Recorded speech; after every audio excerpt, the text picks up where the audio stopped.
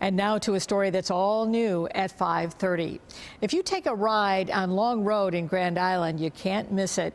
We're talking about the Mets building. The dilapidated former headquarters of Dunlop Tire has stood empty for more than 2 decades. Big changes were once in store for this building that is now covered in graffiti. What happened to those plans? News 4's George Rickert went straight to the building's owner for some answers. George? Yeah, anyone who rides the thruway across Grand Island, even occasionally, will recognize this building. We thought it was high time we asked some of the questions that I think a lot of people have wondered for years.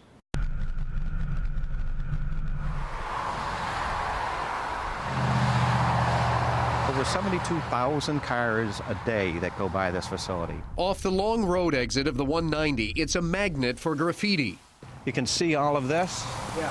And a thorn in the side of Grand Island lawmakers. This is a top priority for the town board to eliminate this blighted building. It was built in the 1960s as the headquarters for Hooker Chemical. Then in the 70s, it was Dunlop Tire headquarters. But lately, it has a new name. I call it the Mets building. Named for James Metz, owner of Beauty Pools in Lancaster, who 14 years ago was one of the investors with a plan to turn this building into senior housing. Back then, it was in much better shape, and lawmakers helped the investors buy the property for only $400,000, including the 28 acres around it. The senior housing plan fell apart 13 years ago. James Metz told me by phone he's been trying to find a buyer or tenant. He wouldn't speak on camera, but I found his lawyer. Why has nothing happened with that building? You know, I say my client's the accidental owner of the property because he lent money to the prior owner. The prior owner's project didn't go forward. He defaulted. He had to foreclose on the property to protect his investment. And ever since, we've been trying to either develop the property, find a tenant, or sell it. But get this, Metz acquired the property for about $600,000. But currently online, his sale price is $1.5 million. So if he's really trying to get rid of it, why is he trying to double his money?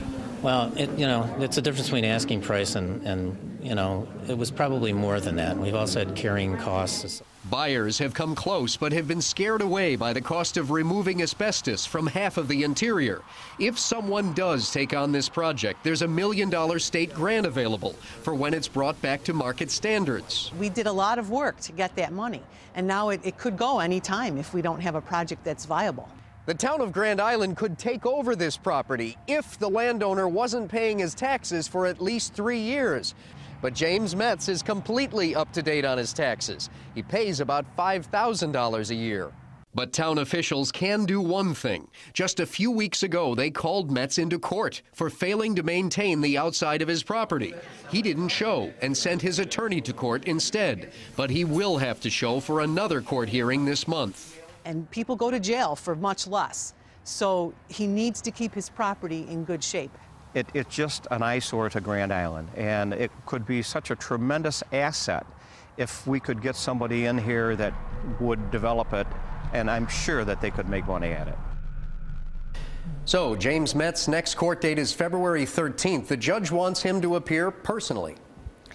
You talked to him, though. I did. I spoke with him about 3 weeks ago by phone. He wanted no part of an on-camera interview, but he did say that he's been trying for years to find a tenant. He says there's a lot of office space in Western New York that he's competing against, to find a buyer. But I do sense that something is finally going to break in this case. He seems just as fed up in owning it as the town seems fed up in the way it looks. Having him own it, yeah. We've all wondered about that building. Yep. Thank you. Can't You'll miss keep it. us up to date on that. Thanks, Right. George.